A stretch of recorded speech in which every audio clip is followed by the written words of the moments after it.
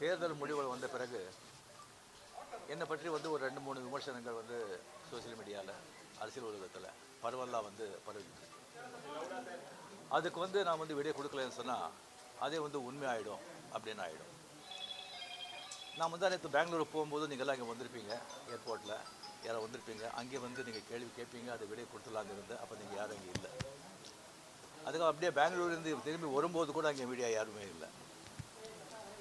அதுக்கப்புறம் 18th வந்துட்டு கேரளா வந்து ஷூட்டிங் இருந்தது சொல்லியிருந்தாங்க. அப்போ வந்து நான் விடை கொடுத்துடலாம் அப்படின்னு நினச்சேன். நீங்கள் அங்கே வரலன்னா கூட முதல்ல சொல்லிவிட்டு அங்கே வர சொல்லி விடை கொடுத்துடலாம்னு நினச்சேன். அது ஷூட்டிங் வந்து போஸ்ட்போன் ஆகிடுச்சு. ஸோ இங்கே ரொம்ப இன்னும் தள்ளக்கூடாது அப்படின்னு சொல்லி உங்களெல்லாம் நான் கூப்பிட்ருக்கேன்.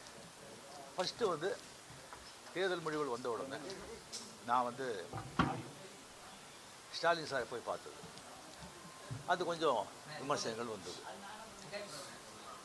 ஸ்டாலின் சார் அவர்களே என்னுடைய 38-40 ஆண்டு நண்பர். எங்களுடைய நட்பு கொள்கைகள் அரசியலுக்கு அப்பாற்பட்டது. ஜனநாயகத்தில் வந்து தோல்வி வெற்றி சகஜம்.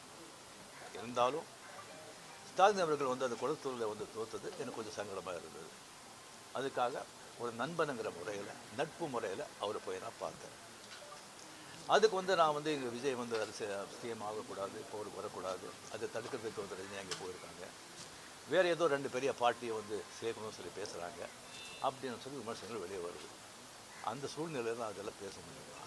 அப்படி பேச ஒரு தரங்கெட்ட ஆள் ரஜினிகாந்த் இல்லை.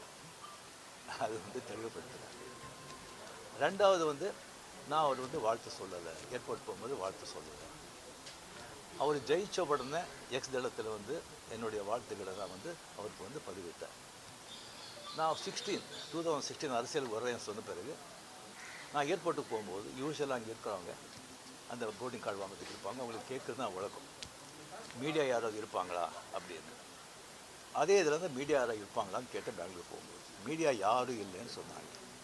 சரின்னு சொல்லி நான் போயிட்டுருக்கும்போது திடீர்னு ஒருத்தர் ஒரு மீடியா ஆள் மாதிரி தெரியல எனக்கு. ஒரு சின்ன ஃபோன் வச்சுக்கிட்டு விஜய் ஒரு முதலமைச்சர் இருக்கார் அப்படின்னு சொன்னேன். நான் என்ன செகண்ட் ஷாக், அது மீடியா மாதிரியே தெரியல எனக்கு. ஃபோன் வச்சுக்கிட்டு நான் அப்படியே பார்த்து சிரிச்சு நான் போயிட்டேன். அதுக்கு வந்து வாழ்த்துக்கள் சொல்லலை அப்படின்னு சொல்லி அதுக்கு ஒரு விமர்சனம். இன்னொன்று வந்து விஜய் மேலே எனக்கு பொறாமை.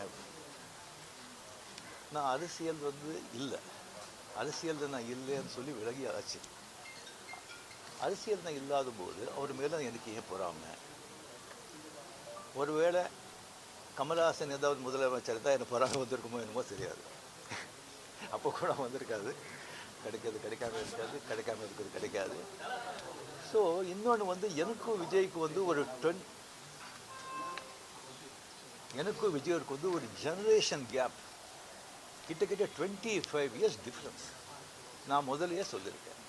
நான் வந்து விஜயை வந்து நான் இதை கம்பேர் பண்ணிக்கிட்டால் அது எனக்கு நல்லது இல்லை, கெட்ட பேர். விஜய் என்னை பற்றி கம்பேர் பண்ணிவிட்டால் அவருக்கு நல்லது இல்லை.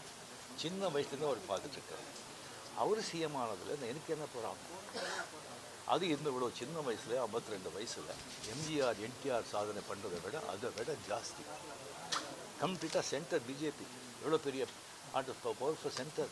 இங்கே 2 பெரிய கட்சிகளை எதிர்த்து தனி ஆளை வந்து ஜெயிச்சிருக்காங்க. அது நம்ம சினிமா இண்டஸ்ட்ரியில் இருக்குது. எனக்கு அது பொறாமை இல்லை, ஒரு ஆச்சரியம் கலந்த ஒரு சந்தோஷம். அப்படியே அப்ரிஷியேஷன், சூப்பர். ஸோ அந்த பொறாமையும் இல்லை. விஜய் அவர்களுக்கு வந்து நிறைய எதிர்பார்ப்புகள் இருக்குது ஜனங்க மத்தியில். டெஃபினட்டாக அந்த எதிர்பார்ப்பெல்லாம் அவரை சந்தித்து மக்கள் நல்லது செய்வாங்கங்கிற நம்பிக்கை எனக்கு இருக்குது. அவருக்கு